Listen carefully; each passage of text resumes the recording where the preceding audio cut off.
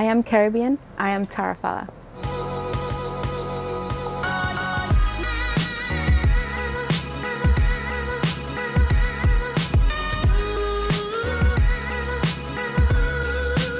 J'ai 22 ans, je viens de Guadeloupe. J'ai été rencontrée par Steven, mon agent, au Sephora des Champs, oui. Et du coup, je finissais mon travail chez Abercrombie et je suis partie au Sephora parce que j'avais une carte cadeau à dépenser.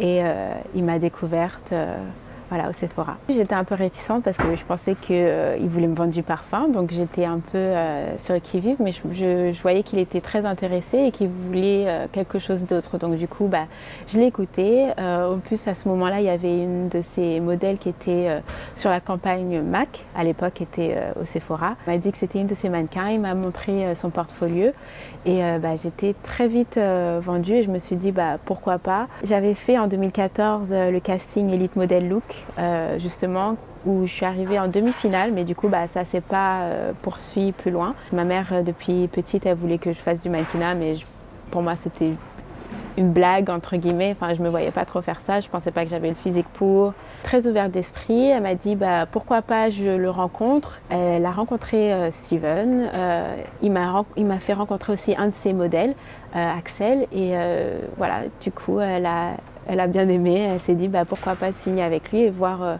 où est-ce que ça ira, surtout qu'il est antillais aussi, donc je pense qu'elle a senti une petite connexion dans ce point-là et elle a sûrement vu qu'il pouvait très bien me vendre aussi. C'était un peu de la confusion, je ne savais pas, je laissais juste le temps faire ce qu'il allait faire en écoutant ce que Steven avait à me dire, ses conseils. J'écoutais Steven comme un enseignant, presque, j'étais son élève, voilà. Mon premier défilé, c'était à Paris pendant la haute couture, c'était en juillet, par là. Et c'était très stressant.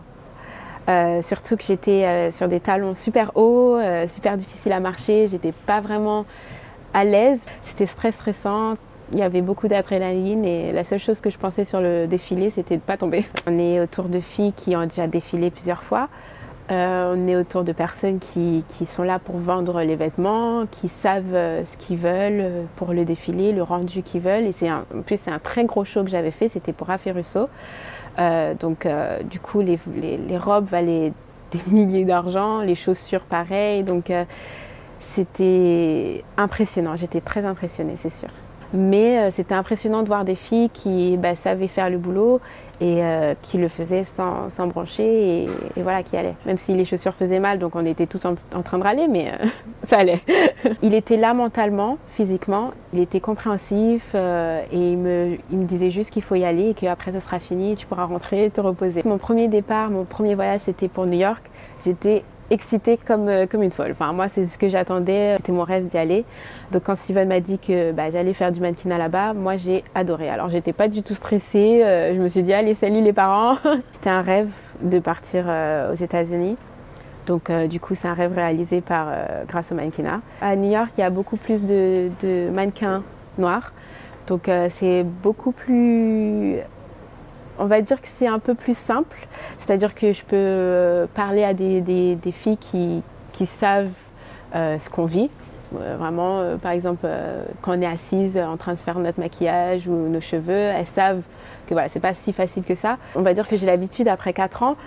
C'est sûr qu'au début, moi je comprenais pas trop. Je sais que mon teint n'était pas vraiment le teint que je devais avoir, ou les cheveux n'étaient pas bien faits, aussi bien faits que les cheveux de mannequin blanche. Mais aujourd'hui, ça va beaucoup mieux. On va dire qu'il y a encore des efforts à faire, bien sûr, mais ça va beaucoup mieux. Les make-up artists arrivent à mieux faire notre maquillage. Je pense qu'elles ont un peu compris que c'était aussi important que pour une mannequin blanche, donc ça va beaucoup mieux. L'air grise, mes cheveux sont en ching-pong-pong, c'est pas le meilleur, quoi. Mais ça va mieux aujourd'hui. Et puis souvent je faisais mes retouches aussi aux toilettes. C'est honorant. Voilà, c'est très honorant parce que c'est la touche finale, c'est ce que les invités vont voir en dernier, c'est l'image en fait de la marque en fait. très marquée aussi parce que déjà j'adore Rihanna, donc j'ai été très honorée d'être une de ses teintes. Ah, j'étais excitée, j'ai presque pleuré. J'ai presque pleuré quand j'ai appris que j'étais une des teintes pour Fenty. Parce que, comme je l'ai dit, Rihanna, c'est une personne que j'adore, c'est une célébrité que j'adore. Tout ce qu'elle fait, c'est très porté sur...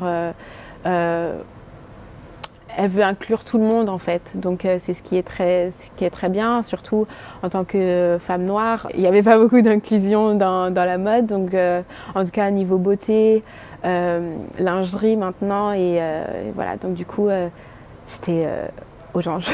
J'ai travaillé aussi pour Nike, donc ça c'était une marque que j'adore, enfin on a tous des Nike chez nous.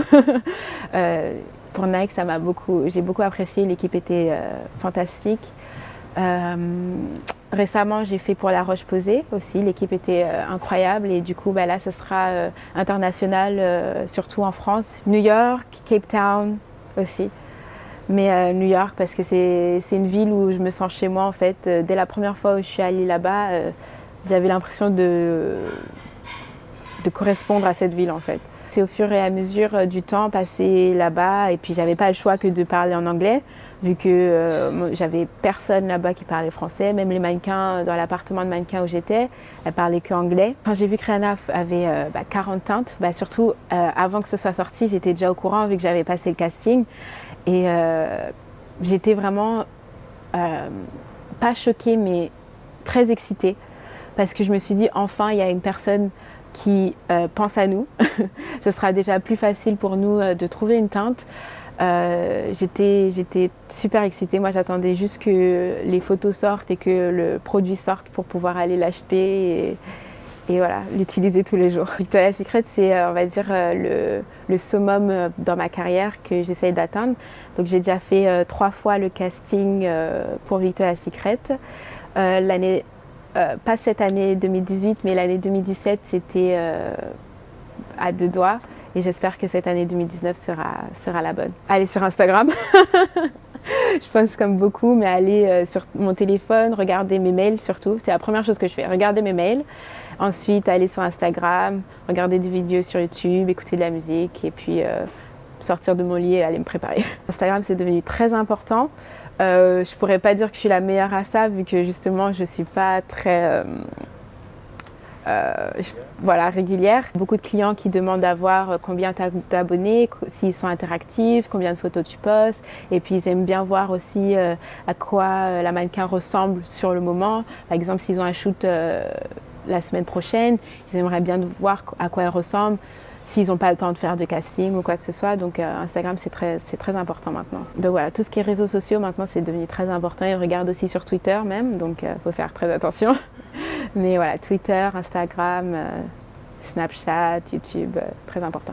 Ça se passe plutôt bien, c'est comme une petite famille. On a un groupe chat sur WhatsApp ensemble. C'est une grande famille, quoi. On adore. C'est super bien en fait, parce que ça permet de tisser des liens plus facilement, et puis comme on a les mêmes origines, il y a une hygiène de vie à suivre bien sûr. Moi encore j'ai de la chance parce que ma famille ne prend pas vraiment de poids, donc on a un métabolisme très rapide. Donc si je veux aller manger un dombré crabe, je vais aller manger un dombré crabe sans me soucier de prendre du poids après. Généralement mes shoots se passent plutôt bien. Après, les mauvais souvenirs, ce serait de shooter des vêtements d'été en hiver. Donc bon, c'est qu'après, tu as la pneumonie qui est à 2 doigts. Dans mes 3 premières années, j'ai eu beaucoup d'acné. Donc après, ils étaient au courant. Donc après, il y a Photoshop, tout ça. C'est sûr que j'ai loupé beaucoup de campagnes au moment où ma carrière était vraiment au summum, parce que j'avais beaucoup d'acné. Du coup, après, pour tout ce qui est caméra, film, tout ça, c'est un peu dur à retoucher. Donc, généralement, on ne me prenait pas. J'ai décidé de tout couper, puis mes cheveux étaient très abîmés. Donc, voilà, c'était un moment de changer. Et puis, ça a fait du bien, je pense, aussi à ma carrière. Les clients adorent. Donc, moi j'adore aussi, donc le matin j'ai pas besoin de m'occuper de mes cheveux. Je me la coule un peu douce, en fait des fois je passe à l'agence parce que je dois sûrement avoir un contrat qui m'attend à l'agence, surtout à Paris, donc je vais chercher mon contrat à l'agence et puis après je vais à mon défilé s'il n'est pas trop tôt. Et voilà. on aura beaucoup de refus dans le mannequinat. C'est un monde où le rejet est très présent. Donc même si on dit non, il faut quand même continuer parce que là, le rejet, ça arrive même dans la vie de tous les jours. Ah oui, plusieurs fois, chaque année. Après chaque Fashion Week, j'ai envie d'arrêter. On va dire que c'est un peu le moment où, parce que c'est très épuisant, parce qu'on fait soit 4 villes, soit 3 villes, ou même que 2, et ça peut être très épuisant mentalement, de courir entre casting, entre shows, entre fittings. Une Fashion Week, alors ça commence après avec les pré-castings. Donc en fait, nos agences envoient nos composites aux clients. Après, les clients demandent à nous voir avant. Après, les castings. Par chance, les fittings et après le show. On court partout dans Paris. Des fois, on attend 3 heures dans le même casting. Ou on se pointe à un casting. On voit que la fille n'avance pas. On va à un autre et on revient. Une fois, j'ai fait New York, Londres, ensuite Paris. Récemment, j'ai fait New York, Milan et Paris. Ça m'a fait mûrir très rapidement, même plus rapidement que la moyenne, que les étudiants aujourd'hui, par exemple. Je pense que ça apporte un peu de piment dans le monde du mannequinat. Voilà, moi j'adore. Je suis très fière de mes origines. Le mannequinat, c'est une très bonne opportunité et puis c'est super bien pour une richesse de soi aussi. Ça permet de grandir et de se découvrir très rapidement et c'est ce que moi j'adore et découvrir du beau monde aussi, des personnes que jamais j'aurais pu penser découvrir. Donc si d'autres filles ont l'opportunité de faire ça, foncez. Faites attention mais foncez.